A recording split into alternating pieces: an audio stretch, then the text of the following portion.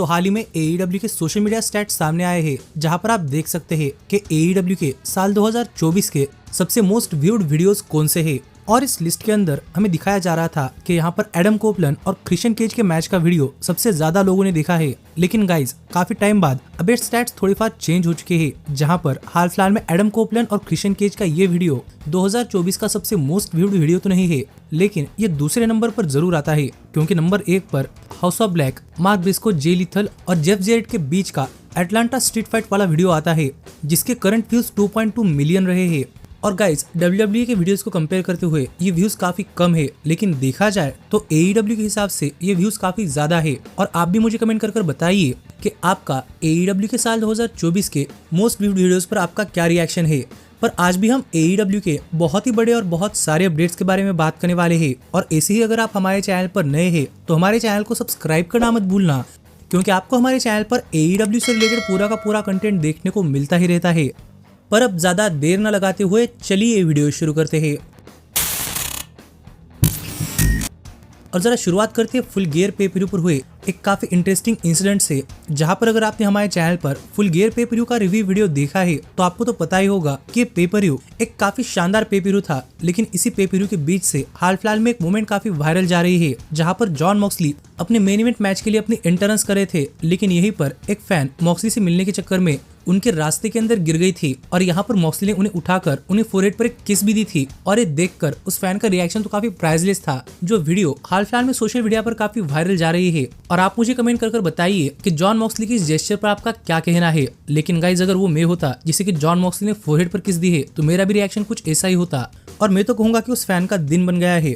पर फिलहाल के लिए हम आगे बढ़ते हैं और जरा बात करते हैं न्यू जापान प्रो रेसलिंग की, क्योंकि मैंने आपको बताया था कि मैं नए साल के शुरुआत में AEW और न्यू जापान प्रो रेसलिंग साथ में मिलकर एक नया पेपर यानी कि रेसल डायनेस्टी करते हुए दिखाई देने वाली है, जो कि जापान के अंदर होगा। और इसी पेपर से रिलेटेड अपडेट्स बताते हुए मैंने आपको ये भी बताया था कि यहाँ पर हमें Kenny Omega wrestle dynasty paper पर रेसल करते हुए दिखाई देने वाले हैं। और हमें मोस्ट लाइकली उनका match new Japan pro wrestling के यंग स्टार यानी कि गेब किड के खिलाफ होता हुआ दिखाई दे सकता है, क्योंकि इनके बीच में एक कन्फ्रंटेशन भी हुआ था। लेकिन finally new Japan pro wrestling ने भी अपने रेसल डायनेस्टी पेपर के लिए ये मैचअप ऑफिशियली अनाउंस कर दिया है, जहां पर हमें ओमेगा गेब किड को फेस करते हुए दिखाई देने वाले हैं। और यहाँ पर ओमेगा फिर एक बार जापान के अंदर एक यंग स्टार को फेस करेंगे, तो देखने के लिए मजा आएगा कि इस मैच के अंदर ओमेगा किस तरीके से गेब किड को नया मेगा स्टार बना पाते हैं, क्योंकि ओमेगा के अंदर एक क्वालिटी है। और यही सेम चीज उन्होंने इससे पहले जापान के अंदर विल ऑस्प्रे और जे व्हाइट के साथ की थी। तो देखने के लिए मजा आएगा कि अब ओमेगा के खिलाफ जाने के बाद गेब किड का करियर किस तरीके से स्काईरॉकेट होता है।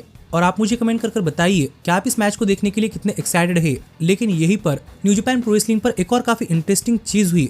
और आपको तो पता ही होगा कि हाल फिलहाल में यंग बक्स AEW के टेलीविजन पर नहीं आ रहे, लेकिन हाल ही में न्यू जापान प्रो रेसलिंग अपने सोशल मीडिया हैंडल्स पर यंग बक्स की एक वीडियो शेयर की है, जहां पर आप देख सकते हैं कि इस वीडियो के अंदर बात करते हुए यंग बक्स कह रहे हैं कि यंग बक्स न्यू जापान प्रो रेसलिंग के ग्रेटेस्ट टैग टीम्स में से एक है। और अपनी इसी लेगेसी को ऑनर करने के लिए यंग बक्स रेसल डायनेस्टी पेपर पर फिर एक बार NJPW heavyweight tag team championship जीतना चाहते हैं, जो बातें यहाँ पर यंग बक्स ने इस वीडियो के अंदर कही है। और यंग बक्स के स्टेटमेंट से फिर एक बार ये चीज कंफर्म होती है कि मैं रेसल डायनेस्टी पेपर पर यंग बक्स भी रेसल करते हुए दिखाई देने वाले हैं। और प्रोबेबली वो NJPW टैग टीम चैंपियनशिप्स के लिए हो सकता है, जहां पर हाल फिलहाल में मेरे हिसाब से चैंपियन ग्रेटो खान और जेफ कॉब है। तो देखने के लिए मजा आएगा कि जब Young Bucks former United Empire के मेंबर्स के खिलाफ जाते हैं तो इनके बीच का ये मैच कितना शानदार होता है। और यहाँ पर गेब किड और ग्रेटो खान यंग बक्स को रोक पाते हैं, या फिर यंग बक्स के हाथों ढेर हो जाते हैं। और आप मुझे कमेंट कर बताइए कि आपको क्या लगता है कि इस मैच के अंदर क्या होगा। पर फिलहाल के लिए हम आगे बढ़ते हैं और जरा बात करते हैं हमारे अगले अपडेट की।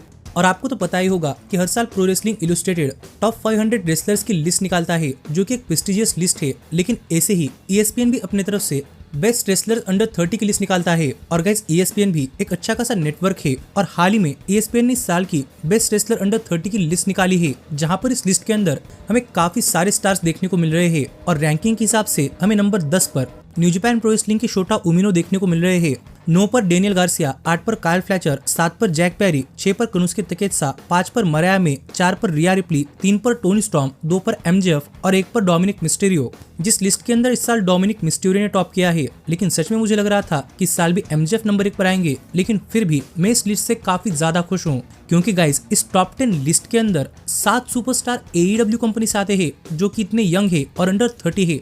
और वो टॉप 10 के अंदर आते हैं। इससे आप समझ सकते हैं कि आगे चलते हुए AEW कंपनी का फ्यूचर काफी सिक्योर हाथों के अंदर है और ये सभी रेसलर्स हाल फिलहाल में वेल रिकॉग्नाइज्ड रेसलर बन रहे हैं।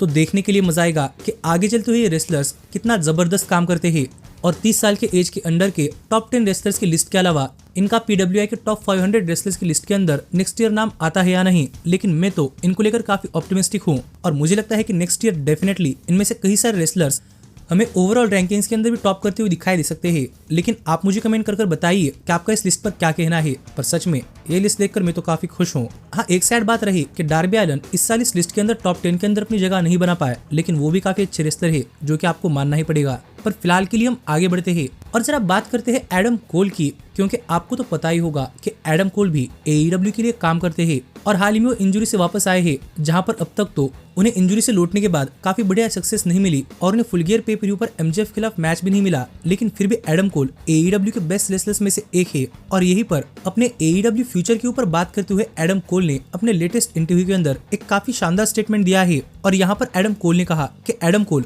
हाल फिलहाल में AEW के साथ काम कर रहे हैं और WWE के ऊपर AEW को चूज करना ये एडम कोल के लिए उतना हार्ड भी नहीं था। लेकिन अब जब एडम कोल AEW के अंदर आ चुके हैं तो यहाँ पर एडम कोल अपने आप को AEW के साथ लॉन्ग टर्म के अंदर देखते हैं और क्वाइट पॉसिबली शायद यहाँ पर एडम कोल AEW के साथ फॉर लाइफ भी रह सकते हैं। जो बातें एडम कोल ने अपने लेटेस्ट इंटरव्यू के अंदर कही है कि मैं प्रोबेबली एडम कोल अपने पूरे करियर के अंदर AEW कंपनी के साथ ही कंटिन्यू करते हुए दिखाई दे सकते हैं। जो देखा जाए तो फिर एक बार एक काफी अच्छी अपडेट है, क्योंकि एडम कोल भी लगभग 31-32 ईयर्स के ही है, जो भी काफी ओवर है। तो आगे चलते हुए AEW को यंग रेसलर्स को लेकर कोई प्रॉब्लम तो नहीं होने वाली और एडम कोल जैसा रेसलर अगर कंपनी के साथ लॉन्ग टर्म रहने के बारे में सोच रहा है तो आप सोच सकते हैं। तो यहाँ पर हमें आगे चलते हुए एडम कोल के साथ कंपनी के अंदर काफी शानदार चीजें होती हुई दिखाई दे सकती है। तो देखने के लिए मजा आएगा कि एडम कोल के लिए नेक्स्ट बिग थिंग क्या होती है। लेकिन एडम कोल के साथ साथ लगे हाथ हम दूसरे यंग स्टार के बारे में बात कर लेते हैं, जो कोई और नहीं बल्कि रिकी स्टार्क्स है। और गाइस, आपको तो पता ही होगा कि रिकी स्टार्क्स काफी दिन हो गए AEW टेलीविजन पर नहीं आए, लेकिन वो हाल फिलहाल में काफी सारे इंडिपेंडेंट बुकिंग्स ले रहे हैं और इंडिपेंडेंट रेसलिंग कंपनियों के लिए काम कर रहे हैं।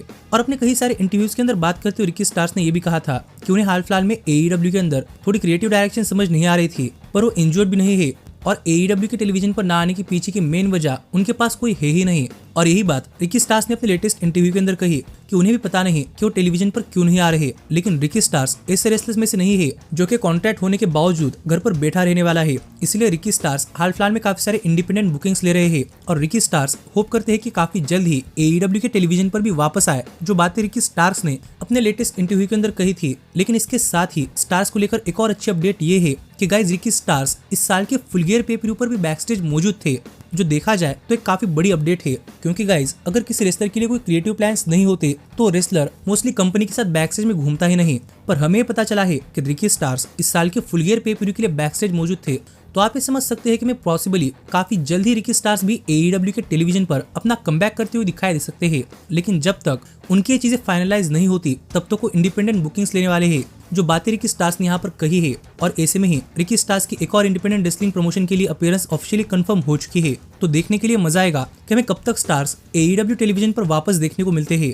पर अगर हम स्टार्क्स की रिटर्न करने के बारे में बात कर रहे हैं तो हम लगे हाथ AEW के one of the biggest stars में से एक यानी कि एडम कोपलैंड के बारे में बात कर लेते हैं, जिन्हें कि हम कॉमनली एज के नाम से जानते हैं। और आपको तो पता ही होगा कि साल के डबल और नथिंग पे पर एक स्टील केज मैच के अंदर एडम कोपलैंड को एक इंजरी हुई थी और उसी इंजरी की वजह से हमें एडम कोपलैंड AEW के टेलीविजन पर काफी देर तक नहीं देखने को मिल रहे हैं और उनकी रिकवरी पूरी तरीके से हो चुकी है। और जब मैंने लास्ट टाइम एडम कोपलैंड के बारे में बात की थी तो मुझे याद है कि मैंने आपको कहा था कि शायद एडम कोल रिटर्न करने के लिए टोटली क्लियर हो चुके हैं और हमें किसी भी पॉइंट पर वो AEW के अंदर अपना रिटर्न करते हुए दिखाई दे सकते हैं। लेकिन ऐसे में ही एडम कोपलैंड को लेकर एक और इंटरेस्टिंग अपडेट सामने आई है और गाइज, यहाँ पर बताया जा रहा है कि एडम कोपलैंड तो फिजिकली रिटर्न करने के लिए बिल्कुल क्लियर हो चुके हैं और वो जब चाहे तब AEW के अंदर अपना रिटर्न कर सकते हैं। पर यहीं पर एडम कोपलैंड रेसलिंग में से बाहर एक और प्रोजेक्ट पर काम कर रहे हैं, जहां पर उनके किसी टेलीविजन सीरीज की फिल्मिंग भी चल रही है और प्रोबेबली इसी वजह से हमें एडम कोल का AEW के अंदर रिटर्न थोड़ा सा लंबा खिंचता हुआ दिखाई दे सकता है। क्योंकि जब तक एडम कोपलैंड अपनी फिल्मिंग कंप्लीट नहीं कर लेते तब तक वो वापस नहीं आने वाले, जो अपडेट हाल फिलहाल में एडम कोपलैंड को लेकर सामने आ रही है। लेकिन यहीं पर एक और इंटरेस्टिंग बात ये सामने आ रही है कि AEW भी एडम कोपलैंड का रिटर्न रैंडमली किसी भी शो पर नहीं करवाना चाहती।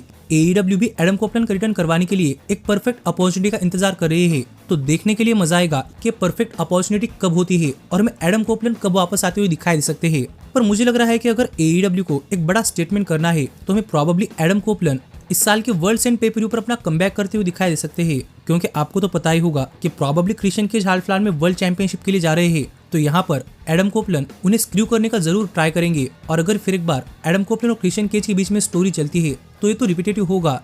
पर मुझे नहीं लगता कि क्रिश्चियन केज के अलावा एडम कोपलैंड किसी स्टोरी के अंदर अपना रिटर्न करना चाहिए, क्योंकि वो उनके लिए गोल्ड माइन है। लेकिन आप मुझे कमेंट कर बताइए कि आपके हिसाब से कोपलैंड कब तक वापस आएंगे और वो कौन से स्टोरी के अंदर वापस आएंगे। लेकिन ऐसे ही AEW से रिलेटेड हर एक न्यूज, रूमर और अपडेट और AEW के हर एक शो का रिव्यू पाने के लिए हमारे चैनल को सब्सक्राइब करना मत भूलना। लेकिन अब मैं मिलता हूँ आपसे अगली वीडियो के अंदर, पर तब तक stay healthy, stay happy and keep watching elite wrestling. Hey, did you like that video?